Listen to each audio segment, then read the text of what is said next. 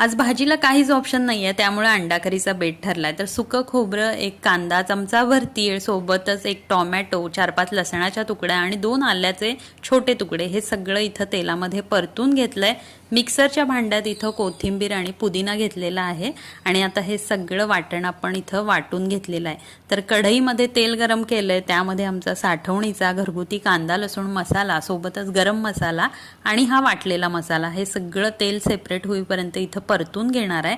त्यानंतर यामध्ये पाणी ॲड करणार आहे। जितकी वाटी आपल्याला अंडा करी बनवायची आहे तितकं वाटी इथं गरम पाणी ॲड करायचं आहे। त्यानंतर यामध्ये चवीनुसार मीठ घातलंय आणि ही अंडी जी उकडून घेतली आहेत त्याच्यावरती असे कट मारून घेतलेले आहेत, ती आता उकळी आल्यानंतर या रश्श्यामध्ये सोडायचे आहेत। तर मसाला जो आहे तो छान आतपर्यंत मुरतो असे कट मारले असतील अंड्यावरती। तर उकळी खळखळ आलेली आहे इथं 5 ते 6 मिनिटं। त्यानंतर भरपूर सारी कोथिंबीर घातली आहे आणि इथं गरमागरम अंडा करी भातासोबत, चपाती भाकरीसोबत खाण्यासाठी तयार आहे। आणि या ठिकाणी जेवणाचं ताट जे आहे ते देखील तयार आहे। तुम्हाला आवडली असेल तर जरूर लाईक